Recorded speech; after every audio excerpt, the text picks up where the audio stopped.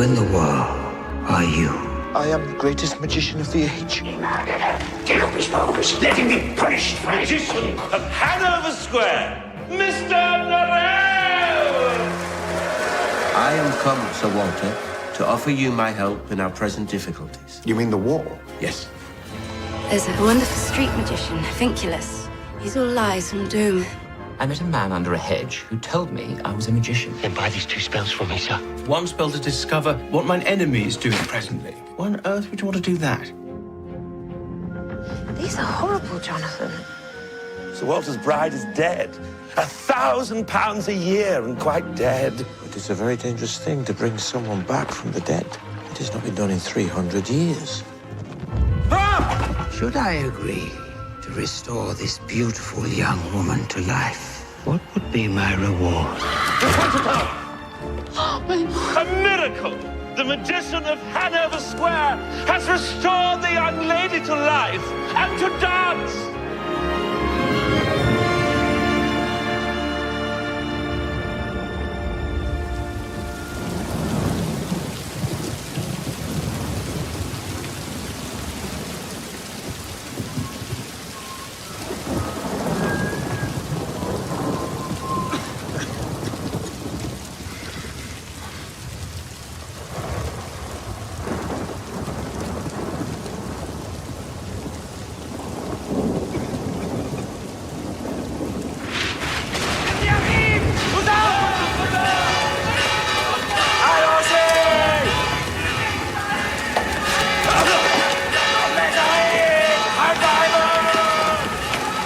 Pourquoi est-ce qu'on ne les a pas vus plus tôt?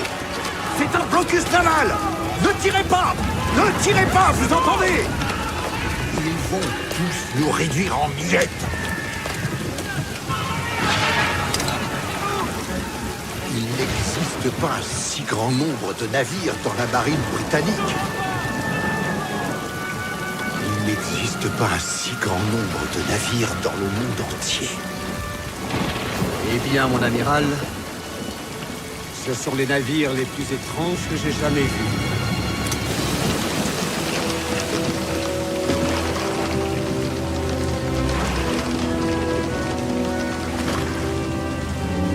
C'est étrange. Ces navires ne ressemblent pas à des navires.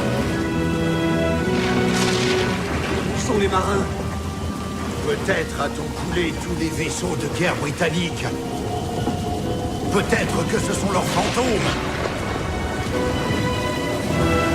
Du verre.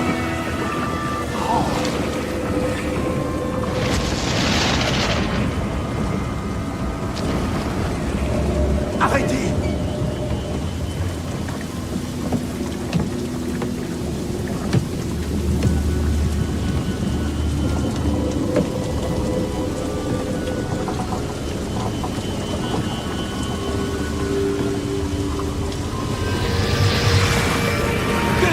Mon amiral!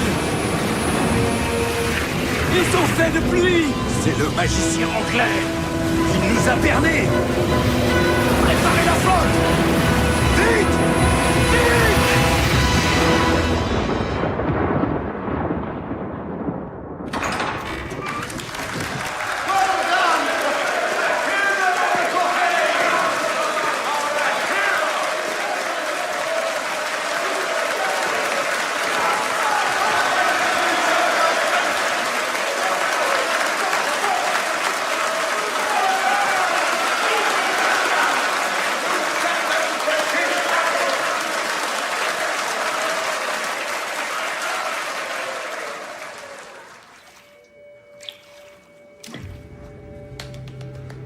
Is that Gilby? Hello there! Gilby! No, they cannot hear you, my lord. Can we see what Wellington is up to?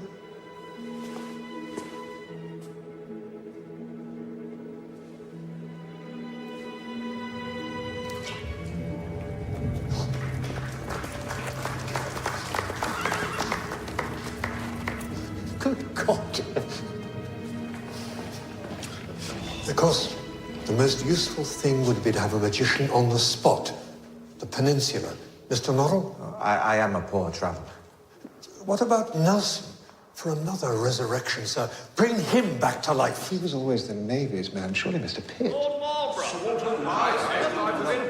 Gentlemen, this magic is extremely dangerous. Consider the condition of Mr. Pitt's body and indeed Lord Nelson's.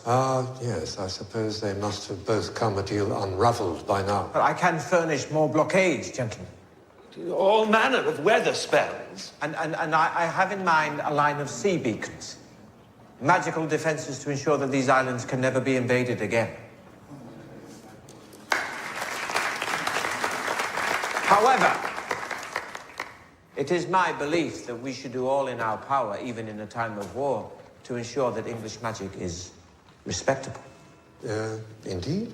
Assistance from the government in putting down disreputable, old-fashioned magic, The banishment of street magicians and the like, would help me wonderfully for the matter in hand. Do the business you have offered, Mr. Norrel. My government will assist you in any way you wish. We shall be the closest of companions, sir.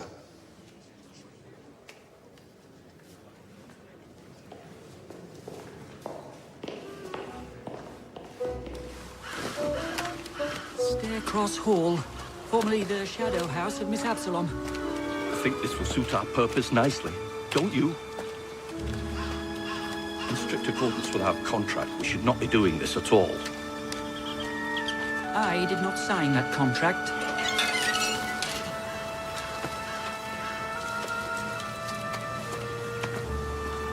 What an awful lot of words. Yes, but there is so much history here to inspire the pupils.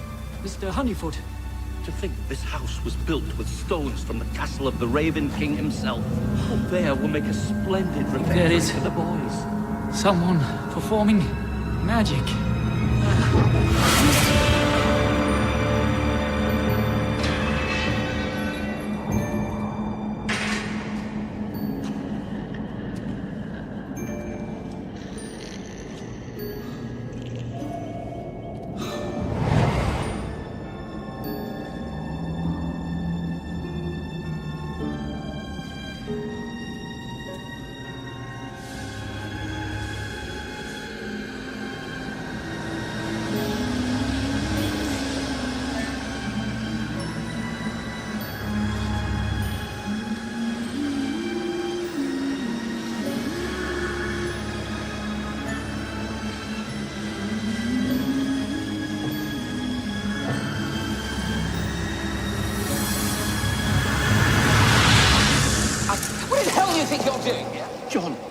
John!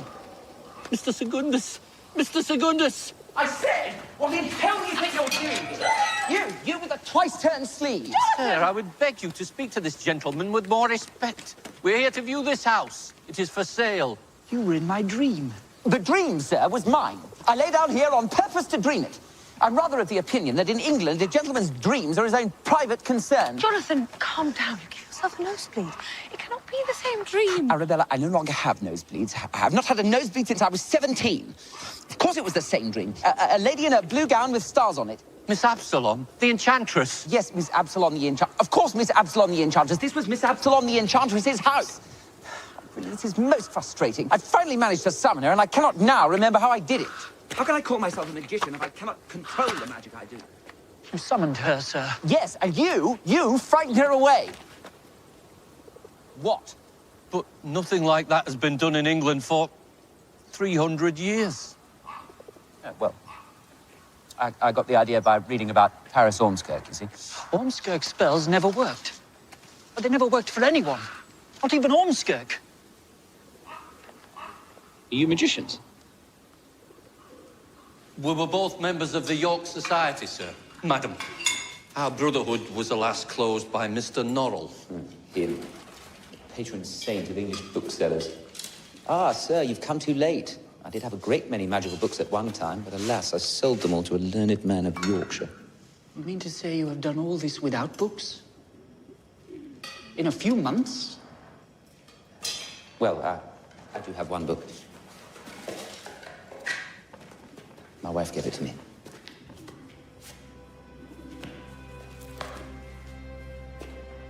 Your husband is a marvel, madam.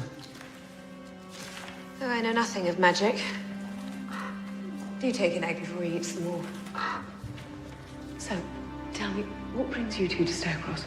Mr. Secundus has it in mind to establish a school for magicians. Oh. Could do with a school of magic. I cannot make it do as I wish, you see. It is a continuous leak, an accident. Then you should apply to Mr. Norrel, sir. No. In the Raven King's times, sir. His times. When there were no books of magic, a young fellow with a talent would knock on the door of an older magician and ask to be apprenticed. Gentlemen, you of all people should know that Gilbert Norrel does not look favourably on other magicians. Not theoretical magicians, to be sure, You sir, read his periodical, The Friends of English Magic? It's about the most ironical title for anything I ever heard of. But you are his equal, Mr. Strange. You are his equal. Well? Jonathan Strange and Mr. Norrel. It sounds very well. We shall write to him on your behalf, sir. Look at what one magician has been able to accomplish. Only consider what two might do. He was no more a magician than I'm the Duchess of Devonshire. In every provincial newspaper, there's 2 or 3 reports. I read in the Bath Chronicle there was a man called Gibbons who turned 2 housebreakers into mice. Believe me, my lady, there was no magic. We examined it. It was mice all along. All these stories prove false in the end. There is no magic but Mr. Norrel's. There is no one, my lady. In order to perform his extraordinary deeds, Mr. Norrel shut himself away for years and years, reading books. Because I think you must be a little lonely. Oh, one is never lonely when one has a book.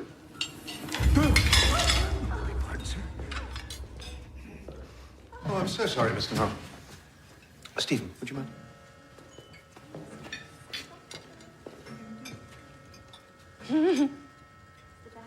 Sorry. Allow me, sir. I'm most humbly sorry, sir. Lady Pole's servants have arrived with her from Hampshire. They are country people. I've not had the training of them. Country people? They bring with them the most absurd superstitions. I do not know why. They have it in their heads that the house is haunted. Bells where there are no bells and such the like. It is really very inconvenient to the proper running of the household.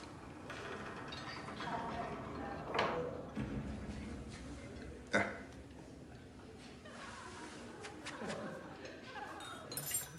The only thing he was able to make disappear was claret. What is it? Yes, of course we should. Yeah, perhaps later. No, I should like to dance now. Come. I'm being asked to dance. I cannot refuse my wife. Lord Liverpool, will you join us? Please, dancing, everybody. So slow down. Coming.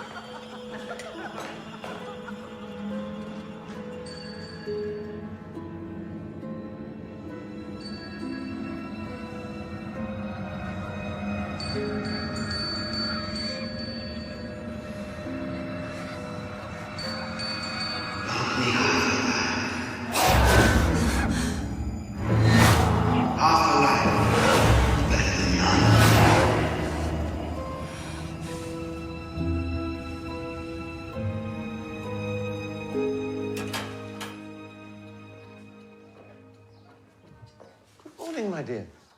Good morning.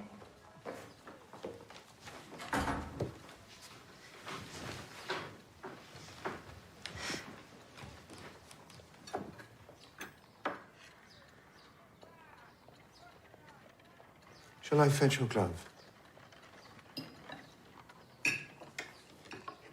Are you well, Emma? Yes, Sir Walter, quite well.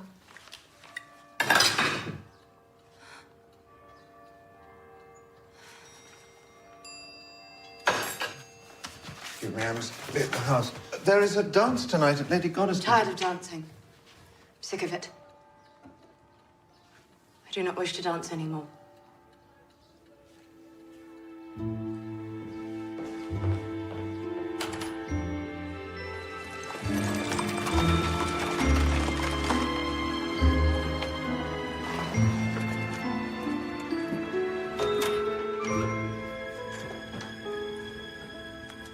My dear. Mr. Norrel. Sir Walter tells me you have not quite been yourself. Yes. Also, you see, began 2 or 3 nights ago. There was once a Christian named Julius Caesar who... Forgive me, who landed in England and was met by 3 gentlemen, all named John Hollyshoes. So forgive me, forgive me, that was not what I meant to say. Please say what you wish. Would you like a glass of water, my dear? No, the master of the castle of Pity Me had a magical ring that was stolen by his daughter and eaten by a Christian goose at St. Matthew's feast. Forgive me. Mr. Norrel, Walter. Please. Please. As much as it pains me to say it, sir, I do not believe that whatever has distressed her ladyship is within my power to remedy. But the doctors found nothing. Not even a cold. Is it not part of the magic? Whatever ailment her ladyship has seems to me to be more spiritual than physical, and so belongs to neither magic nor medicine. What is her ailment? I'm sorry. I can do nothing for Lady Pole. Magic cannot cure madness.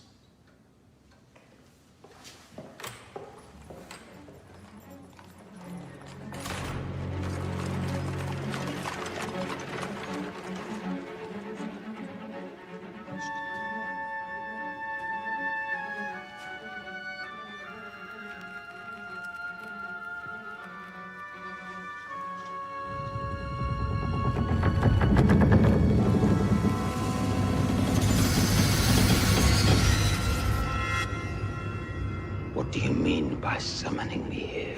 What have you done to Lady Pole? I'm bringing my lady to a ball.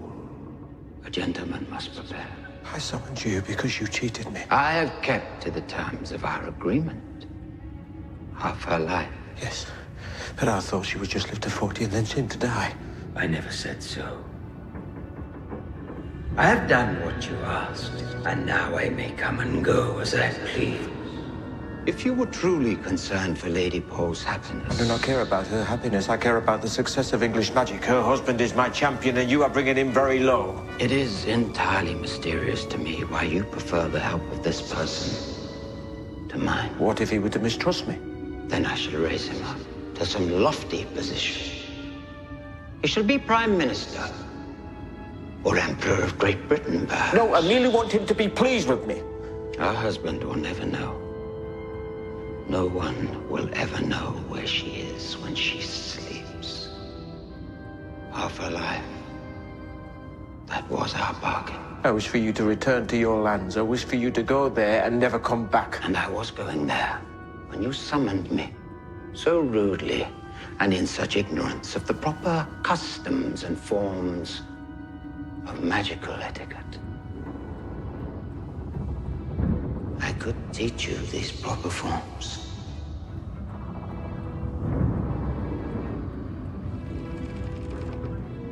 I can teach you to raise up mountains. Crush your enemies beneath them. Yes, and you can shackle English magic to your whims. You can steal English men and women from their homes, and you can trap them in a world of your degenerate race. Well, I forbid it, sir. I forbid it!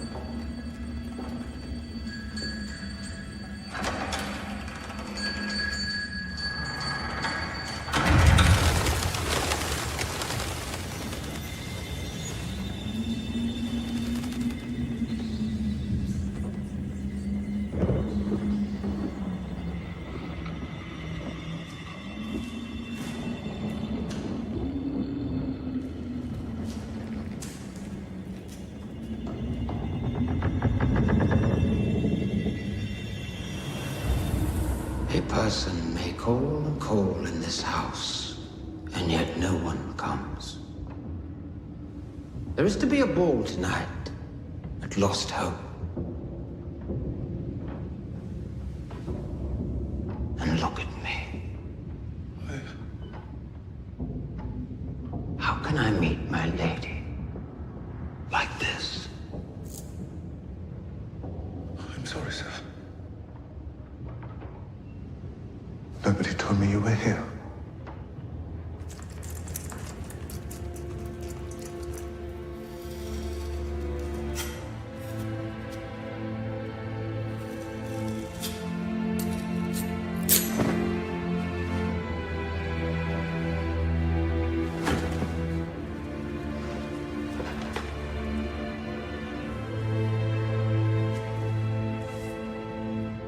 I must say, my own ignorant fellow was not half your skill. This is exactly the sort of task I like, sir. How splendid we look. But I have taken you for a servant in this house. That is quite impossible. As your reward, Stephen, as my gift, I invite you to join us at our ball tonight. Do you accept? Thank you, sir. The bargain is done. Will you pass me my little box? It is a token I wish my lady to wear.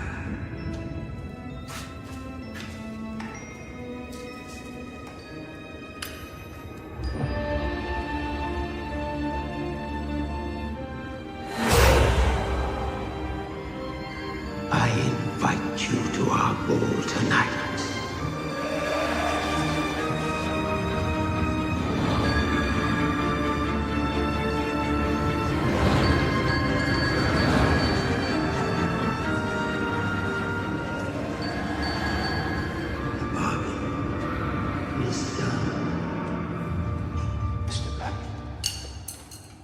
Mr. Black, I am so troubled by this bell, sir. Calls to mind everyone I have ever known who's died. Geoffrey? I have accepted a position at the Duchess of Devonshire's. Are you all right, Mr. Black? I ache, as does a man who's been dancing all night. Well, I wish you the best of happiness of it. Alfred,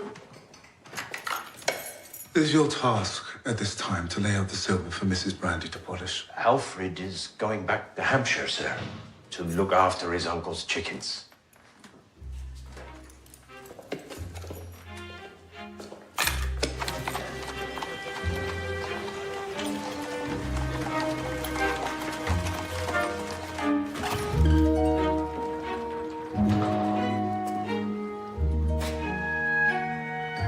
This looks like a magician's house to me.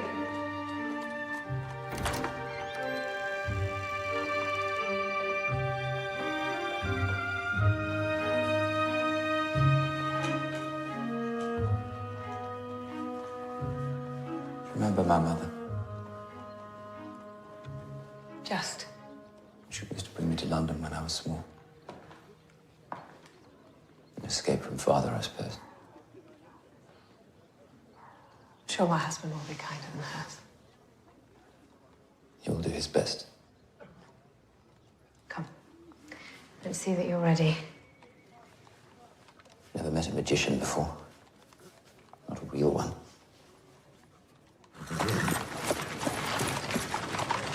The Gentleman's Magazine is an odd place to write about magic.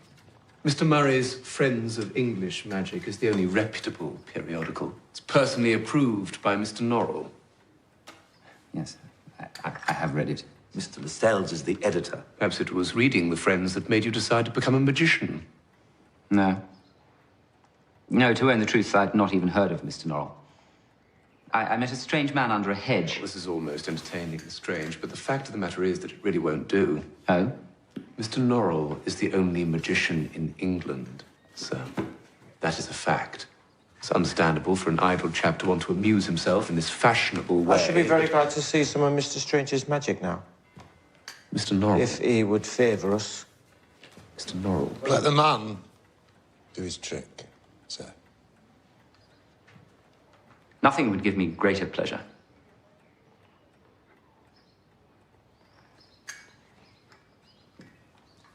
This is one of my own spells.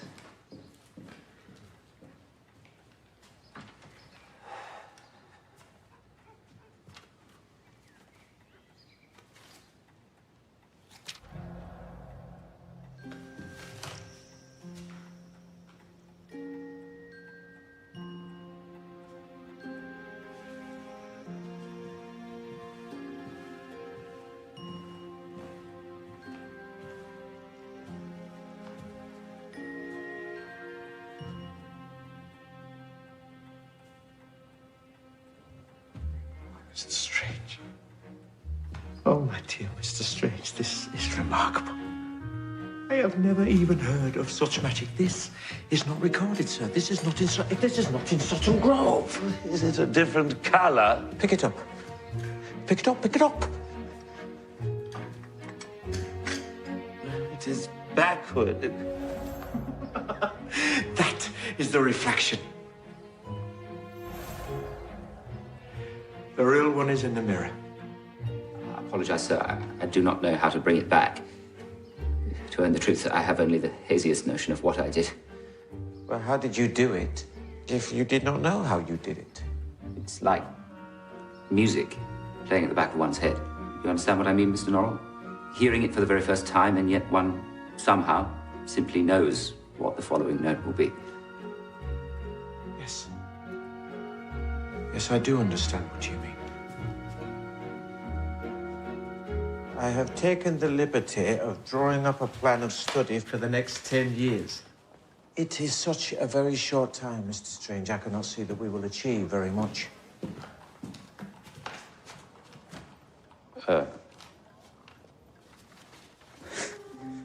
10 years. There is rather more to learn than I had supposed, sir. The practice of magic is full of frustrations and disappointment, but the study is a continual delight. Where do you begin? Here we are. Ah, yes, I see. How many centuries has it been, do you think, since two English magicians last sat down together? I'm not so very clever on magicians. I only really know the Raven King. Yes, well, we must have respectable magic, above all. Let us make that our first task. The Maggio historian Valentine Mundy has many failings, but he is very strong in the magicians of the Golden Age, the so-called Orients. I am sure we will get from him the last time an English magician took an apprentice. I have his book here. You wish me to read this book, sir? Yes, indeed. Then you must give it to me. Yes. Manchester's language of birds.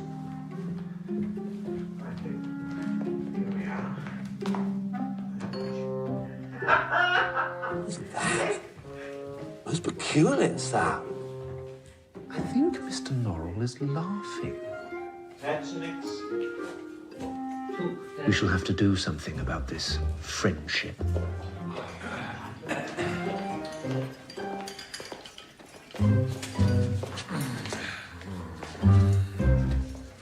I was wondering when we will come to the magic of fairies. I mean to say that, well, for example, Lanchester here quotes a book by Ralph Stokesy detailing the spells by which he found his fairy servant Colton Bloom. I don't know that. I do not have that book. On the contrary, sir, you've made a note of the shelf reference. No, I do not have that book.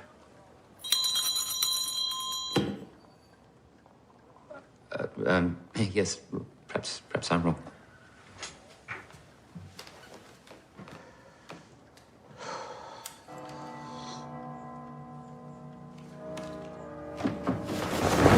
Stephen! Stop them, Stephen! Stop them! Ah! My lady, be calm. What is it? My dear, what might I do? Spells. They summon me. They call me to the dance. And I must go through the mirrors. Bells? St. George's. It struck 7 and it's set to this. Perhaps you've tired yourself, Stephen. No! Please. No! Yes. No, I must not go to sleep! Come on. No! No! No!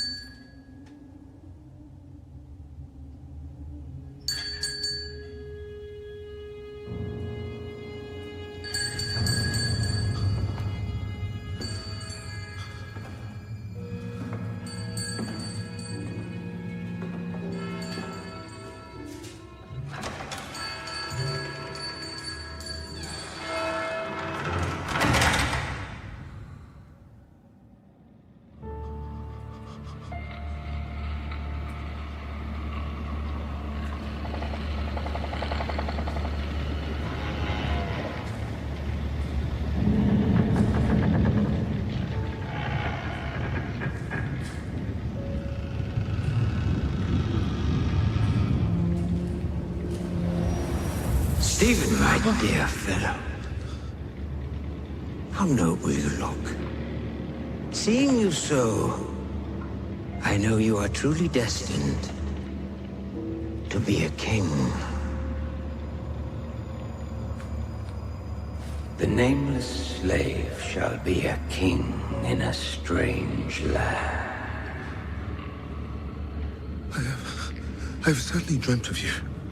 Lost hope is no dream. It is the finest of my mansions. You are merely under an enchantment that brings you each night to join our revels. We have been dancing there for days, and days, and days. Forgive me, sir.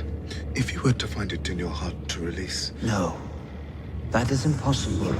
The bargain was made. I do not know what I've done to deserve such kindness, sir. I'm sure I've not done anything at all. Sir! Yours are the most excellent manners, Stephen. Sir!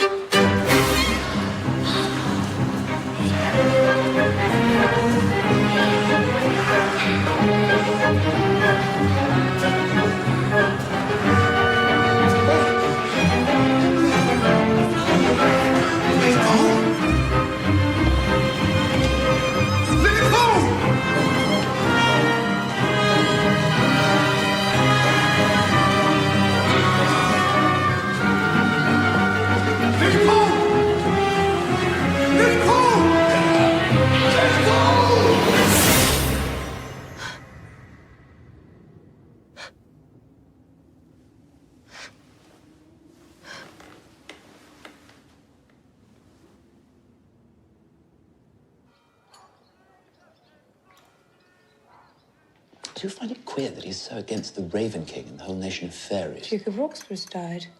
It says here that he has a lot of debts and a very large library. I mean, so we're not to touch upon it at all. It seems to me the key to everything. I want to find out more about that. You need your own books, Jonathan. There's a myth that the Raven King wrote a book. We ought to visit your aunt. We should thank her for finding Mary for us. Who? New maid. What, do we have a new maid? You're greatly changed by occupation, Jonathan. I'm sure a month ago you would have certainly noticed a new maid. It's like attending a priest's seminary and being taught nothing about God. In fact, being given the distinct impression that God is wholly irrelevant. What do you mean I would certainly have noticed a new maid? Sir Walter Pole, sir.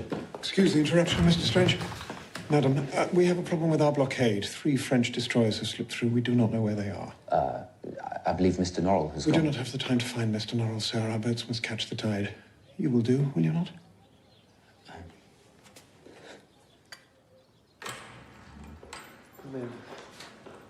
Dratted watch must be fast. Sorry? Midday, no bells. The bells in this neighborhood are no longer rung. Why ever not? My wife's illness has left her nerves in a sad condition. The tolling of a bell is very distressing to her. I shall not detain your husband long, madam. Perhaps some tea? Seed cake? Oh, Arabella does not care for seed cake. It is a thing that she particularly dislikes. Arabella is not a 3-year-old, Jonathan. Go. The locating of objects is a particularly imprecise form of magic that I have not yet mastered. Indeed. I'm sure you'll do your best. Mr. Norrel seems particularly disinclined. Through him.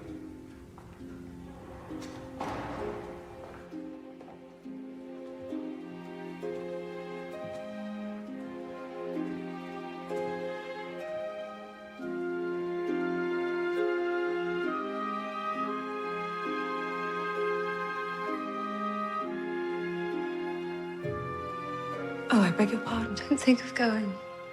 It's so rare that I see anyone. So many mournful little boats and buildings and skies, they seem to lose the people. Venice is a labyrinth. A vast and beautiful labyrinth, to be sure, but a labyrinth no less. I would give anything to go there. If you had spent eternity as I have done, wearily parading up and down dark alleyways, you would feel differently. I'm Arabella Strange. My husband has the honor of being Mr. Norrel's assistant and pupil. Norrel. We've heard much of the great friendship that he's extended to you. Norrel is no friend to me. I would be better dead than as I am.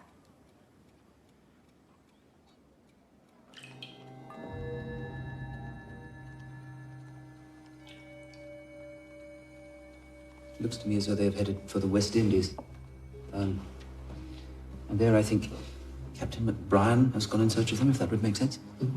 I should take this to Mr. Norrel. Does he ever speak of my wife? No, sir. He is a very modest man. He will not speak of her to me, neither. It is a closed subject. Tell me, does your husband perform magic by himself or only under Norrel's eye? Well, if there's anything that your ladyship would like me to ask Mr. Strange on your behalf, if there's any service that he can do... What I have to tell you is more for your husband's sake than mine. I fear I am lost. Mr. Strange should know what kind of a man he is dealing with. What was done to Lady Pole? How was it done? There are many books that I am not yet permitted to read. Is there any way in which it may be undone? Undone? I fear neither of us can bear it much longer. I will inquire. Cannot promise an answer, sir. Thank you. I should warn you, I have made many attempts to tell people of what has been done, and I have not yet succeeded.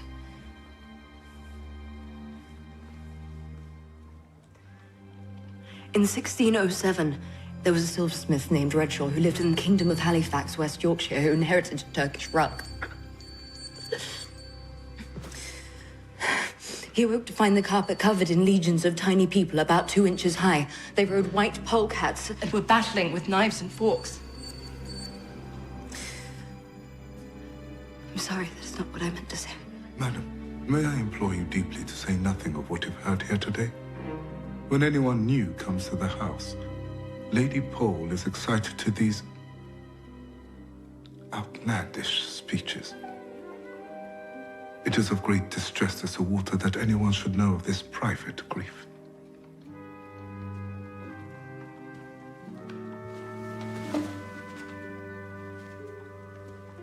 I hope they will let you come again, Mrs. Strange. I see no one. Or rather, I see roomfuls of people and not a Christian amongst them. Except for Stephen, of course. I'm sorry, my lady. It's hardly your fault. Goodbye.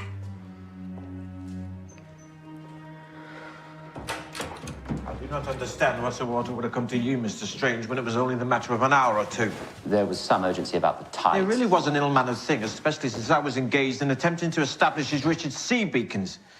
And of little use, since you can hardly have found the ships. You did not find the ships, did you?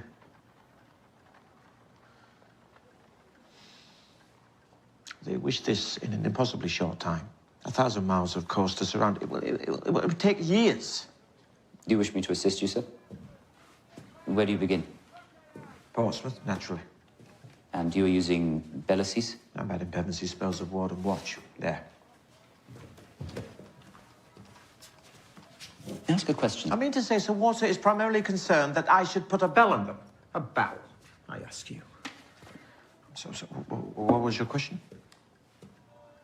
Well, I read more and more of The Raven King. Is not fairy magic useful? Its usefulness is much exaggerated and the dangers are much underestimated. Forgive me, sir, but what are the dangers? Mr. Strange, please believe me when I say that almost all forms of respectable magic are perfectly achievable without the assistance of anyone. What have I ever done that needed the help of a fairy? I do not know. The question was rhetorical. But does not all English magic come from the Raven King, who was stolen away to a fairy court and who was raised and learned his magic? The Raven King rode out of these lands 300 years ago, abandoning us and abandoning English magic. If we cannot make his name and the name of his fairy servants utterly forgotten, then it is our duty, yours and mine, to broadcast our hatred of him. To let it be known everywhere our abhorrence of his corrupt nature and his evil deeds. Forgive me, Mr. Strange. I have a headache. I have a terrible headache. Yes, yes, of course.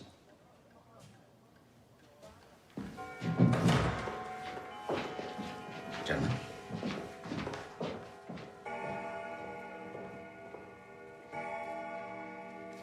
You should read this.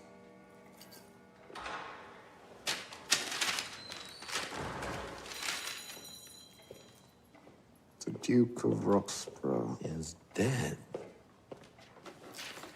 Should we, No.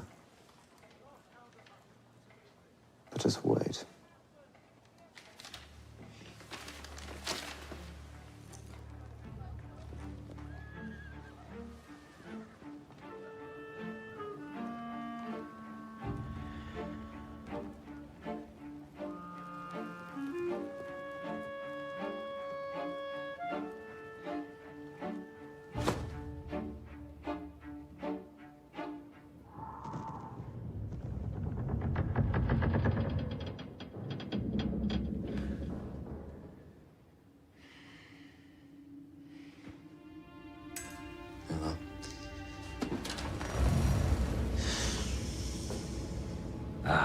There you are.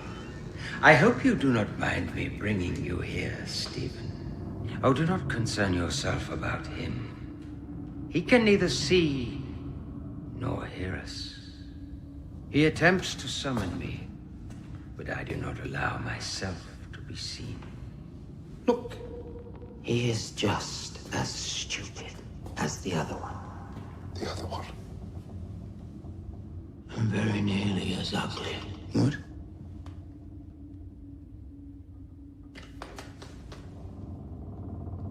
Belle? Belle? Yes, darling. Shh. Can you hear voices next door? I could swear I heard one person call the other stupid and ugly. Really? I think two old ladies live on that side. Well, we should be going soon. Norrel is not like me to be late. Jonathan, do you remember the first spell that you cast? A spell to find out what my enemy is doing presently. That was only the name of the spell on the little scrap of paper. Do you remember who you were shown? Who your enemy was? How could Mr. Norrel be my enemy? Come there. We must be ready to leave for Portsmouth. What a strikingly attractive woman.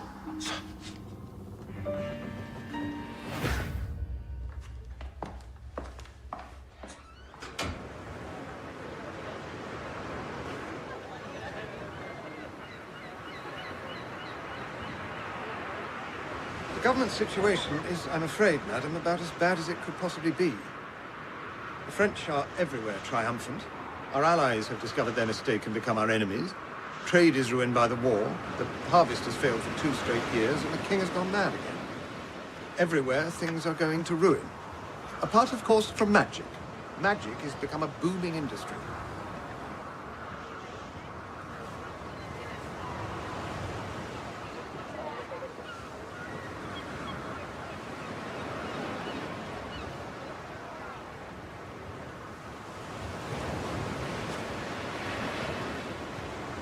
It is done. The sea defenses are now in place. I cannot see anything. You will not see anything. They are invisible. But they are there. It is done. Huzzah to Mr. Norrel! Hip, hip! Huzzah! Huzzah! Back in the French Navy! Hip, hip! Excuse me. Huzzah! Congratulations. You must be exhausted and extraordinary. What about these beacons, sir?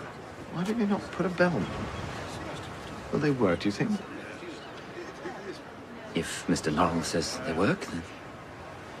You really think it will repel the French? I believe Strange and Sir Walter accord very well together. They are men of a similar temperament. How are you finding Portsmouth, sir? I dislike Portsmouth intensely.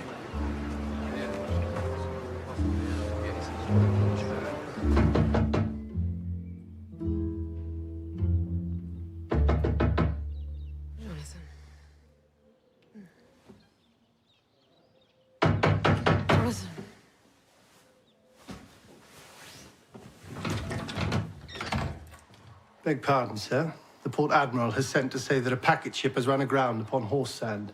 Right. The other magician has a headache and will not come. Right, well, tell the port, whatever he's called... Admiral. Tell him to wait, I'm coming.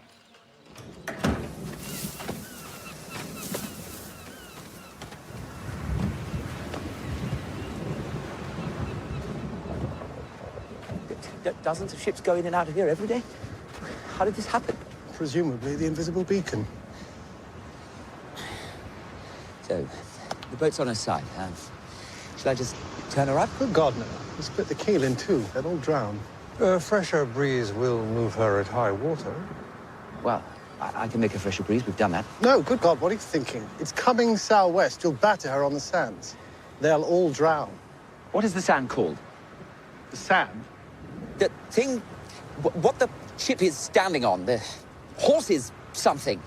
It is a shoal, and it is called horse sand. Excuse me.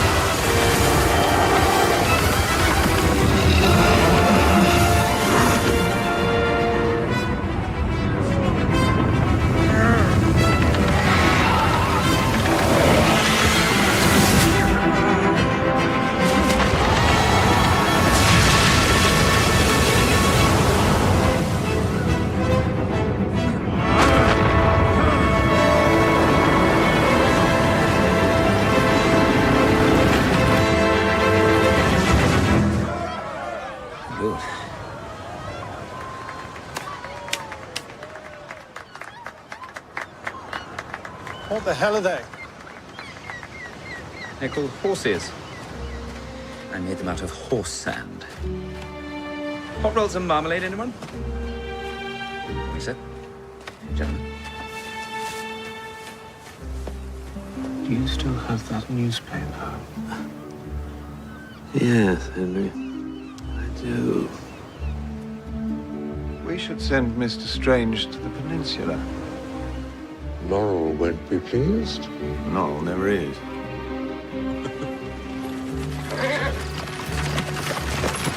Send him to Portugal. I'm astonished you would even suggest such a thing. Every man must be prepared to make sacrifices for his country in time of war. Many thousands have already done so. Yes, but they were soldiers. No, I dare say a soldier is valuable in his own way. Have you considered, sir, the great respect it might achieve for English magic? But nothing is more likely to evoke the Raven King and all that mischievous, reckless sort of magic than the sight of an English magician on a battlefield. People will start to think that we consort with fairies and talk to owls and bears. No, sir, no. No, I'm afraid not. Mr. Strange must stay and assist me and learn. And nothing will sway me from this. Nothing. They're going to sell the Duke of Roxburgh's books. Now that he is dead, the first concern of the new Duke will be the estate's debts. He will be looking for something to sell. And yes, as you know, he does have a very fine library with many magical volumes. What you've read her now? Book sales generally the thing most calculated to please you. Yes, but that was before, when no one in England had the least interest in books of magic but myself, and now I fear a great many people might try to buy them. And he has a copy of Revelations of 36 different worlds. I've been after that for years. But if these books are bought by someone else, you may complain to the ministers. It is not in the interest of the nation that books of magic should be in anyone's possession but your own. Except Strange, of course. Oh, I had forgot Strange. But surely Mr. Strange would understand that it is proper for the books to be mine, would he not? Oh, Mr. Strange is a gentleman. He will behave as a gentleman and expect you to do the same. If the books are offered privately to you alone, then I expect you may buy them. But if they are auctioned, he will feel entitled to bid against you. And how do you suppose these books will be sold? By private transaction or by auction? Auction. Mr. Strange, please. Your leaving is a great pain to me, sir. It is a great pain. I hope, sir, that your change of heart does not result from any offense I may have given you. Oh, no, Mr. Strange. In the past, I feared the appearance of another magician, but when it happened, I was in fact delighted. I fear I'm sending you to the war unprepared. In which case, I wonder if I might take some books with me. Books? I fear I shall need books if I'm to perform magic. I should not imagine I would need to take more than about 40. 40? Yes, you couldn't carry more than 40. Carry them about? No, they must be in a library. No, you must put them in a library in a castle. It is so very dirty abroad. There's be little use to him in a library, sir. He will be in camps and on battlefields, and so must they. Well, can we not have some sort of iron box made? Saddlebags. Yeah, thank you, Childermas. You've done so very much for me, sir. I hope with all my heart to come back safely and to live as your friend and assistant once again. Give me your list. I believe Mr. Strange will do very well in the war, sir. He's already outmaneuvered you. I wish I'd never come to London. I wish I'd never undertaken to restore English magic. I should have stayed at Herview reading and doing spells for my own pleasure. None of it is worth the loss of 40 books.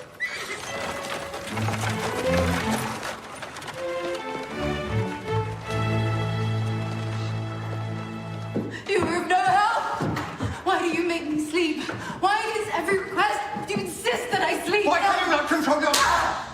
You are of no help. Nothing you do is of any help. Nothing is the least. What is it? Sir, Stephen, why is the house in such disorder? Sir. Why have you not found new staff? You are as dull and heavy as the rest of them! Lady Poe is to be confined to her room.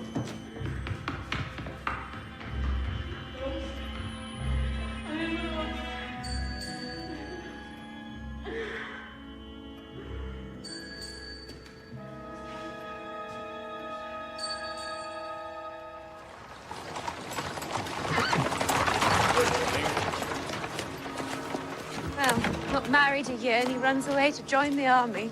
Wars do not last forever, Belle. They do tend to be dangerous. Jonathan, when I saw Lady Poe at Harley Street, I promised her that I should tell you something. What is it? She told me that a man from Halifax bought a new rug, and he fell asleep beside the fire, and when he awoke, he saw lots of little people running about upon it. Lady Poe is not in her wits. She hates Mr. Norrel, Jonathan. I must go. I love you, Belle. I love you too. Be careful. I shall write every day. I will look out for you, Belle. I would rather you look out for yourself.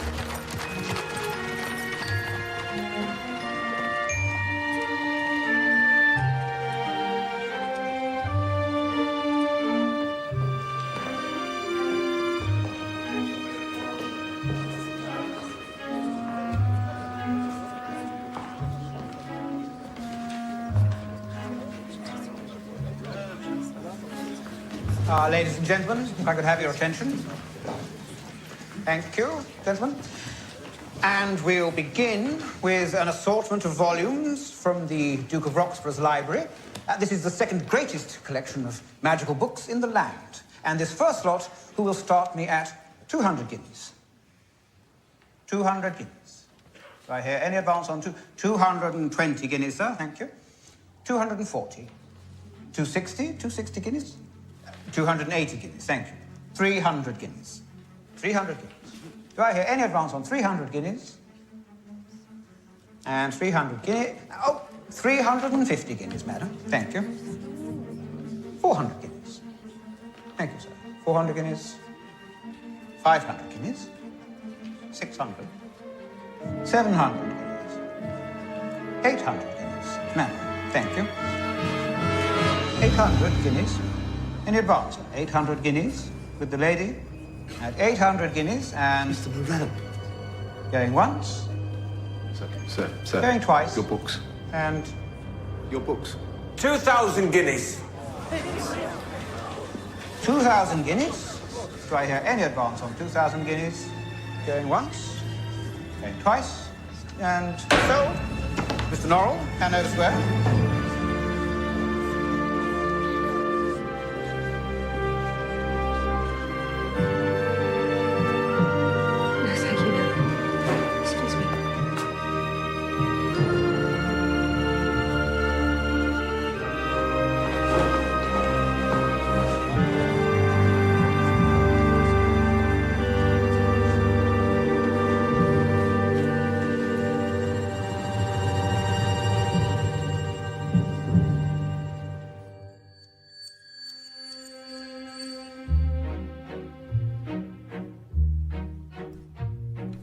Go behind the scenes to see how the epic opening sequence from this episode was directed at bbc.co.uk/Strange and Norrel. And the duo are back next Sunday night at 9 here on BBC One.